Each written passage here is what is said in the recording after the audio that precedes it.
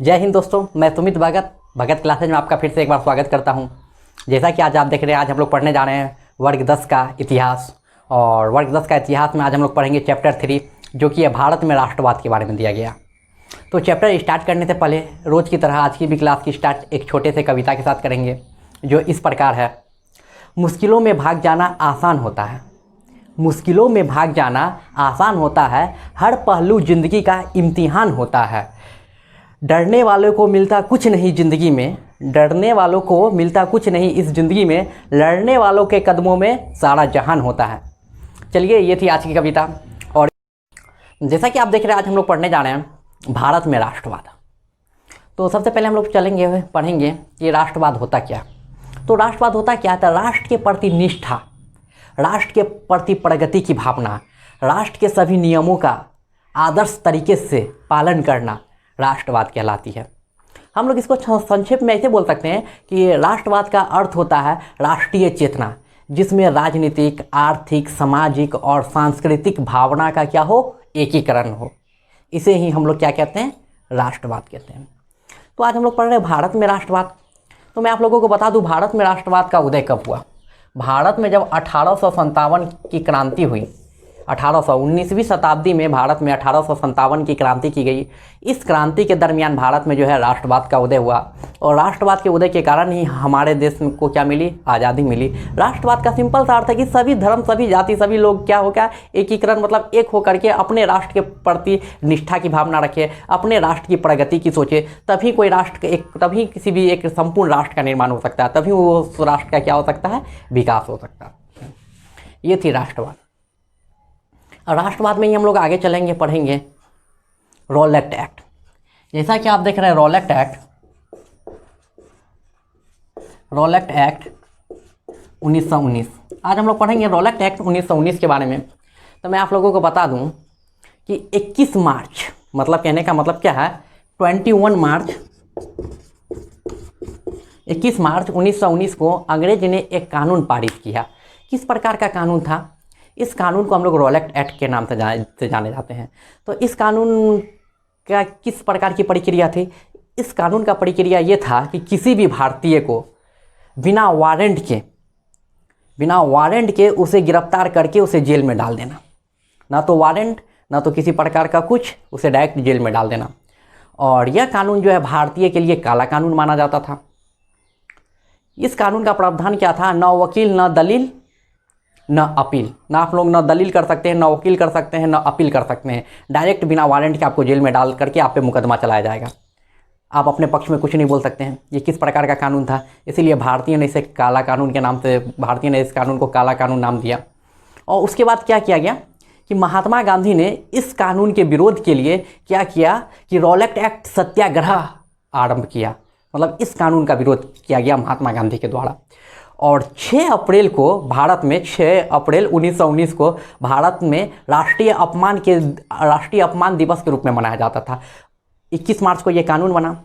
उसके बाद सभी ने इस कानून का विरोध किया। इस कानून के विरोध में महात्मा गांधी की अहम भूमिका थी। उन्होंने रॉलेट एक्ट सत्याग्रह आरंभ किया। और 6 अप्रैल, 21 मार्च के बाद जो 6 अप्रैल आता है, उसे जो है भारतीय राष्ट्रीय अपमान दिवस के रूप में मनाया जाता था। ये थी, मैंने आप लोगों को बताया रॉलेट एक्ट के बारे में। और इसी प्रकार करते करते गांधी जी के संघर्ष के कारण जो है रॉलेट एक्ट भारत में समाप्त किया गया। और लेकिन कहने का मतलब है, अंग्रेज का शासन था वो हमारे देश में राजतंत्र से भी, कहने का मतलब है, काफ़ी क्रूरता वाला शासन था। तो कहने का मतलब है रॉलेट एक्ट तो समाप्त तो नहीं हो पाया, लेकिन उसके विरुद्ध आंदोलन जरूर किया गया। अब इसके बाद मैं आप लोगों को एक ऐसी कहानी बताने जा रहा हूँ जिसने संपूर्ण भारतीयों को अंदर से झकझोर कर दिया। ये कहानी है जालियांवाला बाग।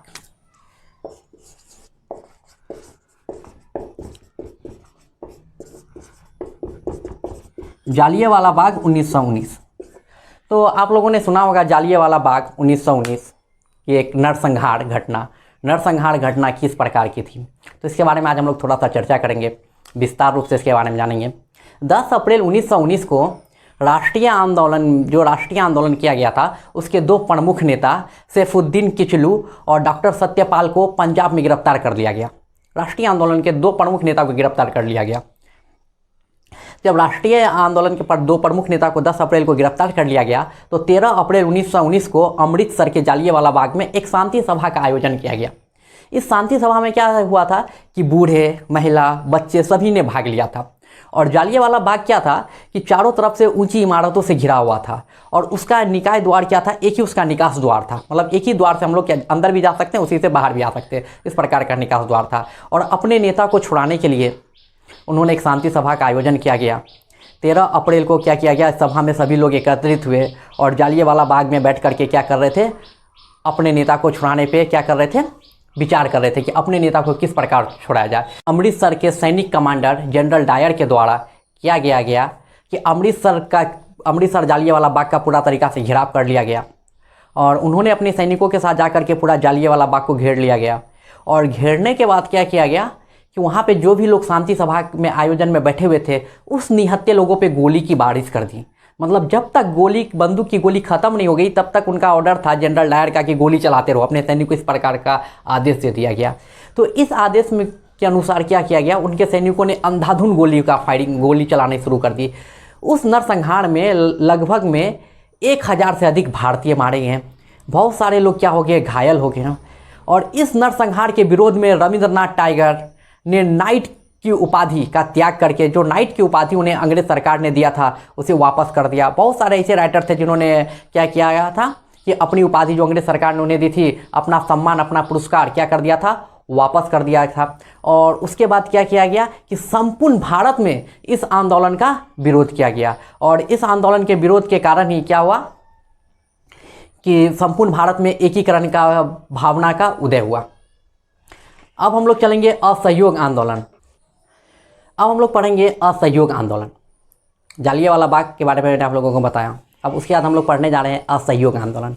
तो असहयोग आंदोलन कब किया गया? असहयोग आंदोलन भारत में 1 अगस्त 1920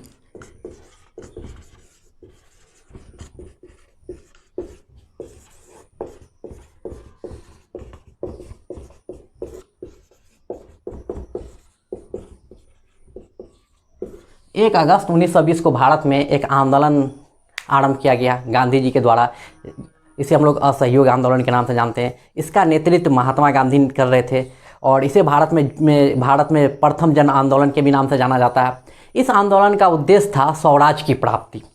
एक ही उद्देश्य था इसका कि स्वराज की प्राप्ति, कहने का मतलब है काला कानून का विरोध करना, काला कानून का विरोध करना और अपने देश में स्वराज की प्राप्ति करना। इसके विरुद्ध जो है असहयोग आंदोलन चलाया गया।